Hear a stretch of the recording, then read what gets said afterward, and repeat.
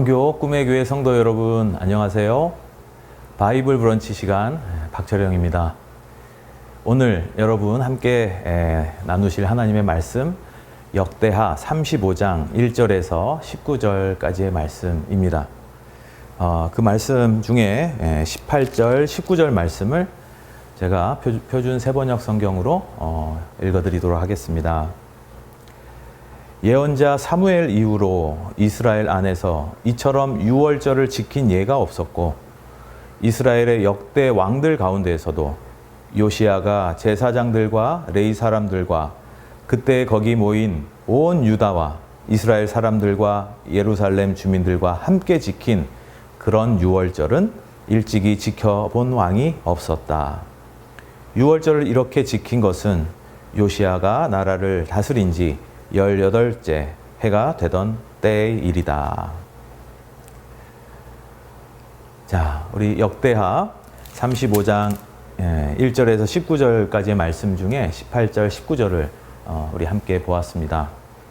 오늘 이 말씀은 역대 고대 이스라엘의 왕들 중에 가장 선왕으로, 가장 의로운 왕으로 꼽히는 요시야 왕의 이야기입니다. 요시야 왕의 하나님께서 기뻐하실 만한 선한 또 의로운 그런 일들이 참 많이 있지만 특별히 오늘 이 35절 말씀에서는 요시야 왕이 그러니까 우리로 치면은 전국적으로 전 국민이 참여하는 대대적인 유월절 행사를 치룬 것이죠. 유월절이 이스라엘 민족에게는 어떤 의미가 있는 날일까요? 유월절.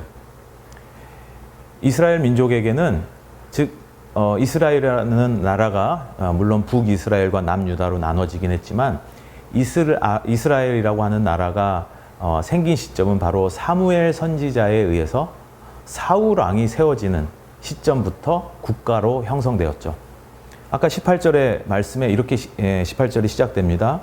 예언자 사무엘 이후로 이스라엘 안에서 이처럼 유월절을 지킨 예가 없었다. 이 말은 무슨 말일까요?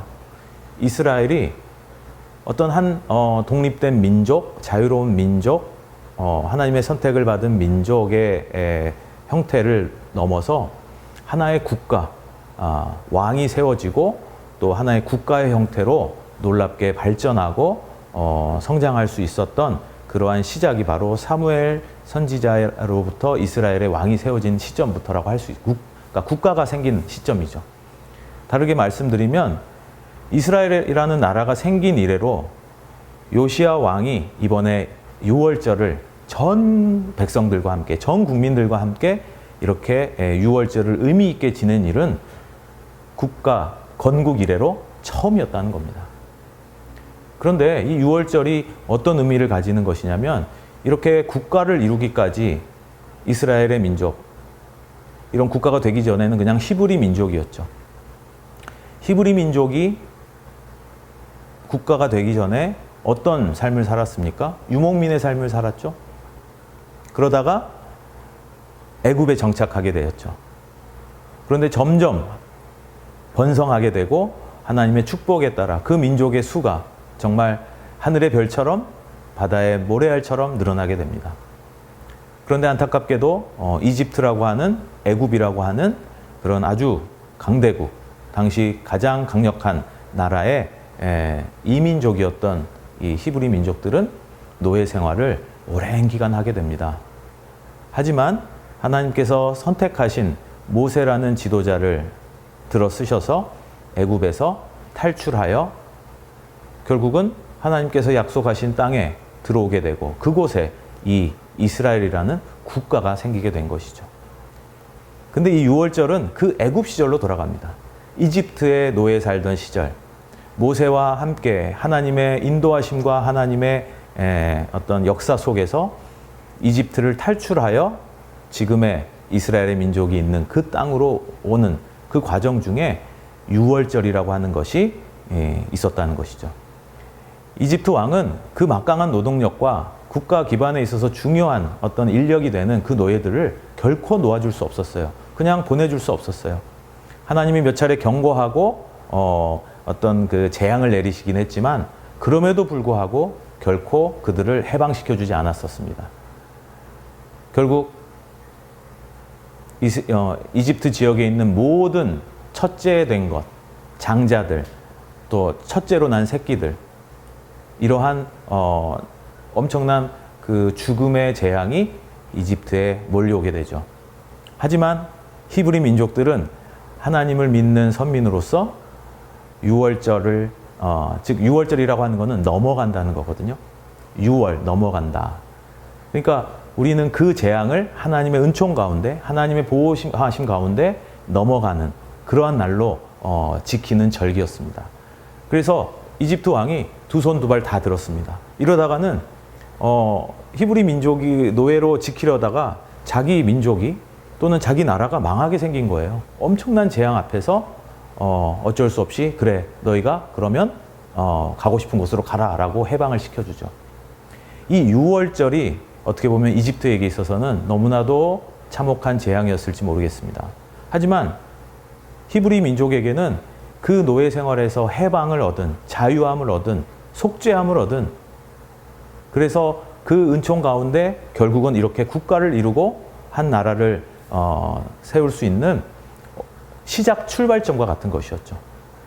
그런데 아이러니컬하게도 이스라엘의 건국 이래 요시야 왕처럼 이렇게 의미 있게 또 아주 성대하게 유월절의 행사를 지킨 왕이 없었다. 이런 적이 없었다라고 하는 것은 얼마나 교만해지고 과거에 내가 어디에서 시작됐든지, 내가 어떻게 하나님으로부터 구원받았는지, 내가 어떻게 하나님으로부터 죄로부터 세상으로부터 나를 구속하는 것으로부터 해방되고 자유함을 얻었는지를 망각한 채 살아왔다는 것을 알 수 있는 것이죠. 여러분, 우리 삶에서 여러 중요한 어떤 그 절기들이 있죠. 또는 기념일, 뭐 이런 것들이 있습니다. 그래서 뭐 대표적인 어떤 기념일이면 생일도 있을 거고요. 뭐 결혼 기념일도 있을 거고요.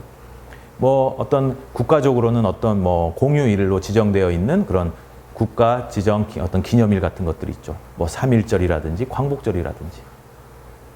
여러분, 오늘 이 말씀을 읽으면서 우리는 우리의 삶에 어떤 것들을 한번 떠올려 보면 좋을까요? 바로 지금 내가 예수 그리스도를 만나고 하나님이 나를 찾아와 주셔서 내가 이 세상의 삶을 살고 있지만 영적으로 하나님의 은총 가운데 자유함을 얻고 죄사함을 받고 화평을 누리고 지금의 현재 나의 삶을 살 수 있게 된 그 시작은 어디였을까? 그 출발점은 어디였을까? 몇 날, 몇 월, 며칠 그것을 기억하라는 의미는 아닙니다. 그 시작을 내가 하나님의 은총 가운데 지금의 삶을 살게 된 그 시작점을 우리는 결코 잊지 말아야 한다는 것을 오늘 이 말씀을 통해 한번 묵상해 보시기 바랍니다. 여러분은 어디에서부터 와서 어디로부터 나서 어디로부터 출발해서 그리스도인의 삶을 살며 지금의 평안을 지금의 은총을 누리고 계십니까? 우리는 결코 그것을 잊지 말아야 하겠습니다. 기도하겠습니다. 사랑과 은혜가 풍성하신 하나님 감사합니다. 우리를 죄에서 구원하여 주시고 예수 그리스도의 십자가의 은혜로 말미암아 의롭다 인정해 주시고 우리를 구원하여 주시니 감사합니다. 우리가 때때로 아니 하루에도 아무렇지 않게 그 하나님의 은총과 그리스도의 사랑을 잊은 채 망각한 채 살아가고 있지는 않은지 깊이 돌아보고 우리의 삶의 중심이 바로 예수 그리스도임을 이 시간 다시 되새기게 하여 주시고 우리의 삶이 어디에서부터 왔는지 잊지 않도록 성령께서 우리의 삶과 나의 마음을 붙잡아 주옵소서. 예수님의 이름으로 기도합니다. 아멘. 자, 오늘은 여러분 하나님의 은총과 그리스도의 사랑이 나에게 언제부터 어떻게 시작되어 지금까지 왔는지 한번 추억해 보시고 그것을 다시 한번 기억해 보시는 그런 시간이 되셨으면 좋겠고요. 그 마음을 가진 채 잠깐 여러분 개인적으로 기도하는 시간을 가져보시기 바랍니다.